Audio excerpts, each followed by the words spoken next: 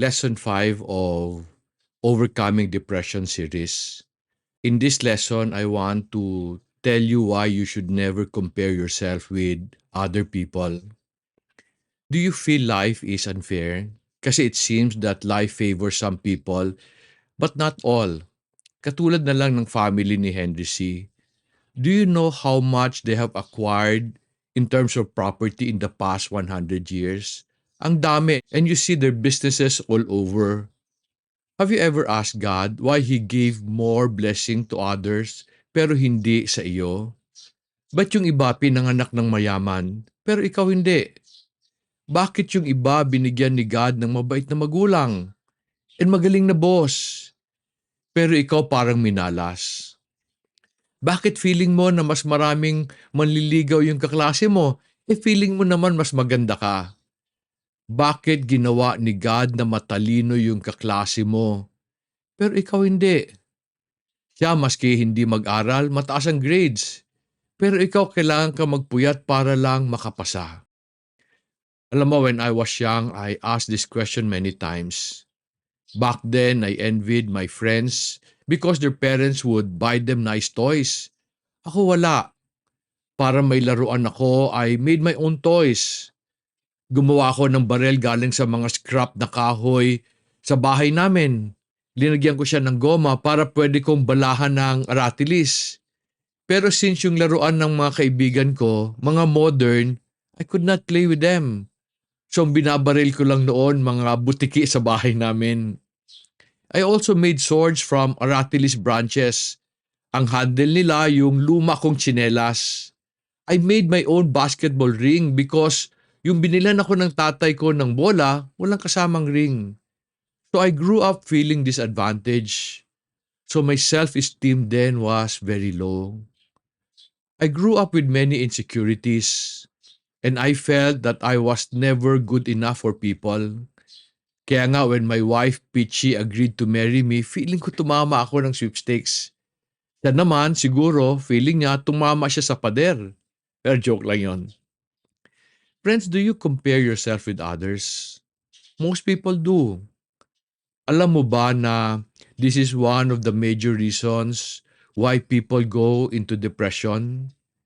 Kasi feeling nila life has been unfair. Alam mo ba that this is also the reason for FOMO?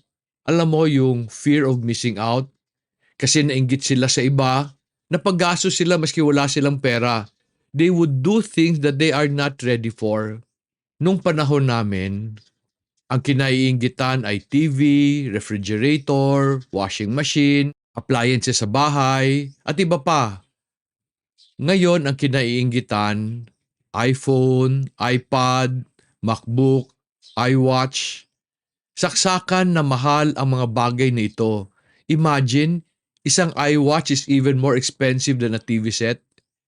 Pero people feel today that they need to have them kasi yung kaibigan nila meron.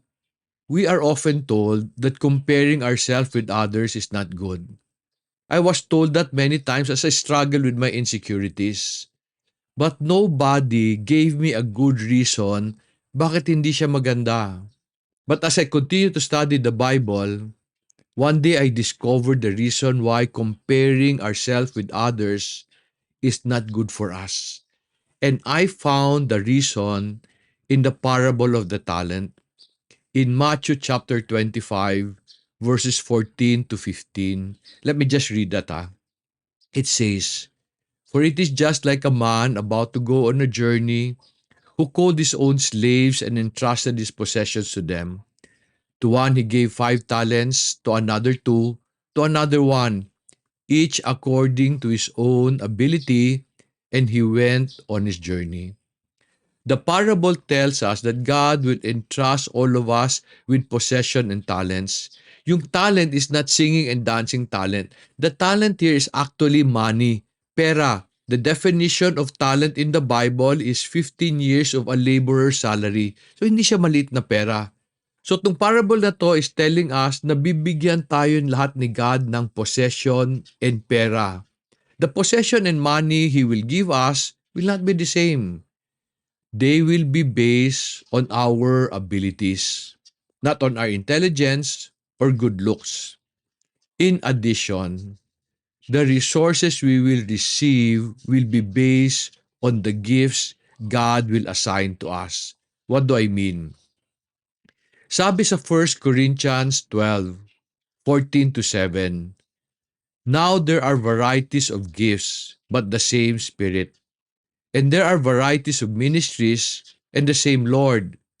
There are varieties of effects, but the same God who works all things in all person.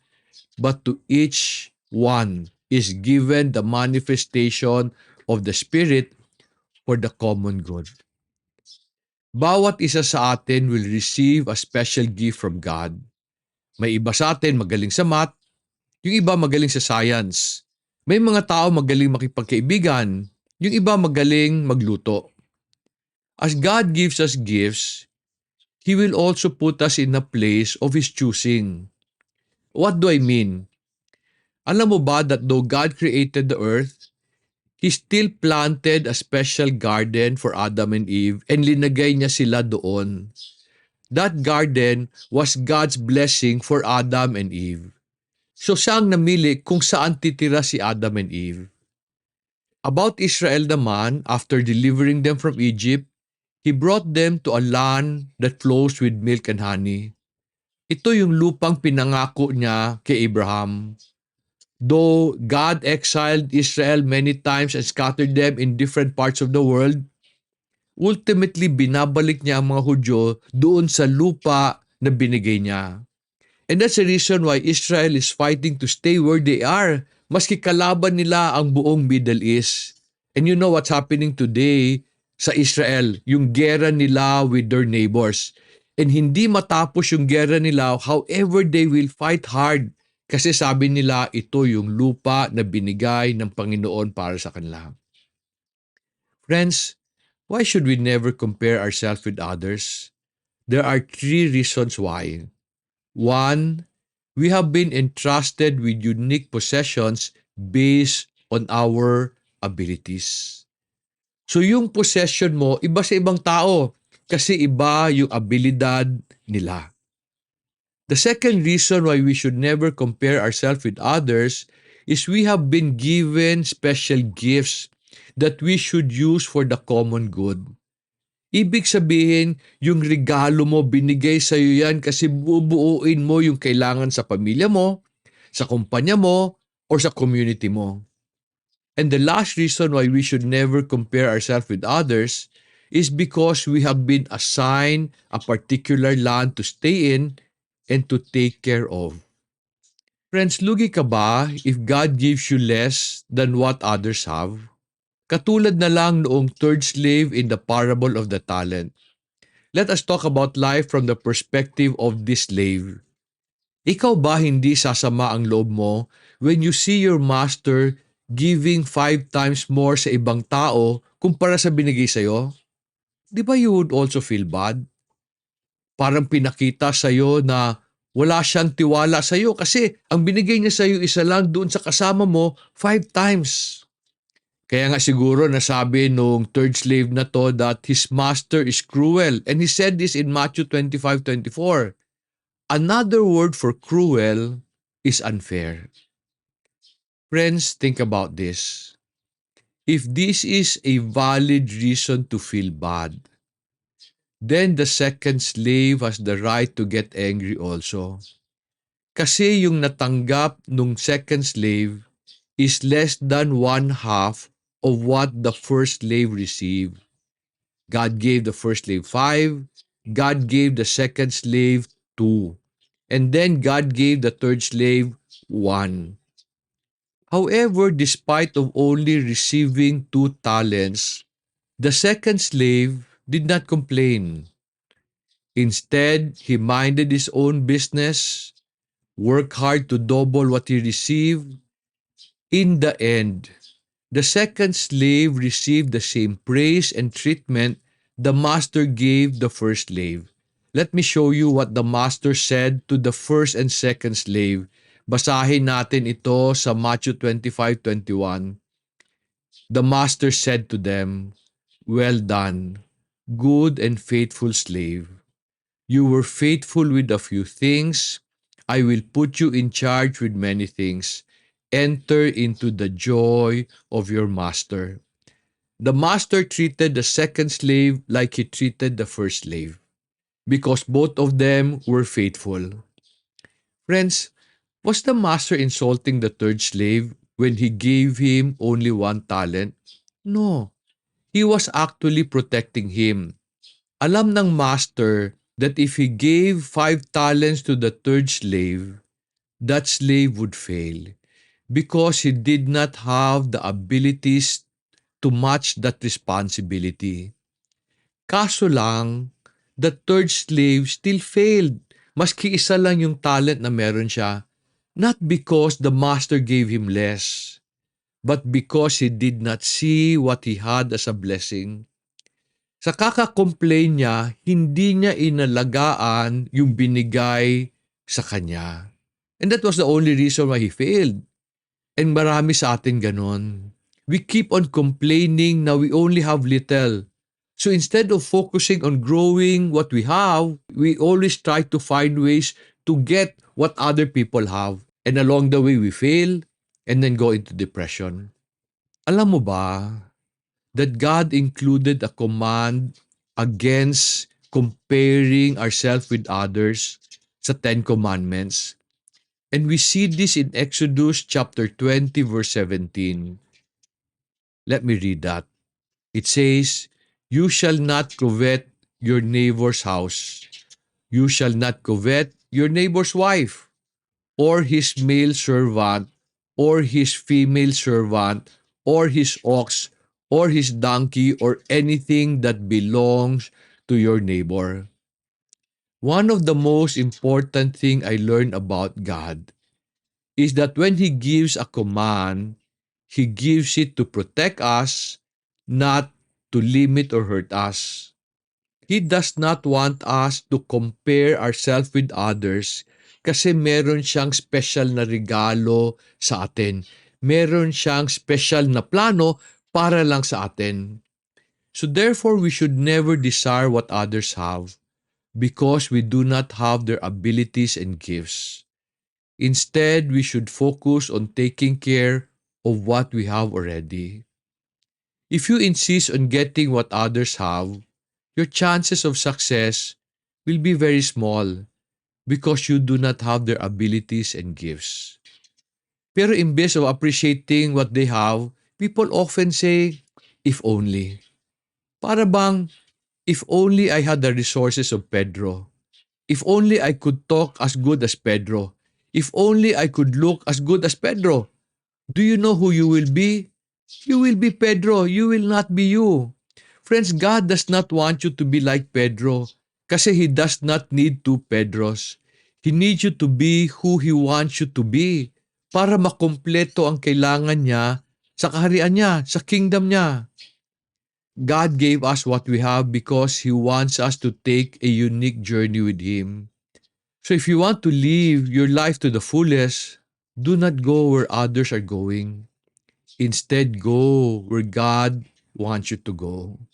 Pero you might say, no, if I take this journey, it will be lonely because I will be alone. Friends, you need to know that when you decide to go where God wants you to go, you will never be alone.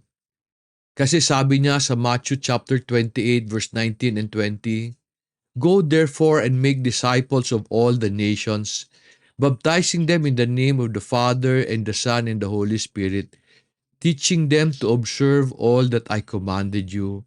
And lo, I will be with you always, even to the end of the age." God has a unique journey for you. Kaya yan ang regalo and resources na binigay niya sa iyo. And then sabi niya, I will be with you always if you take that journey with Him.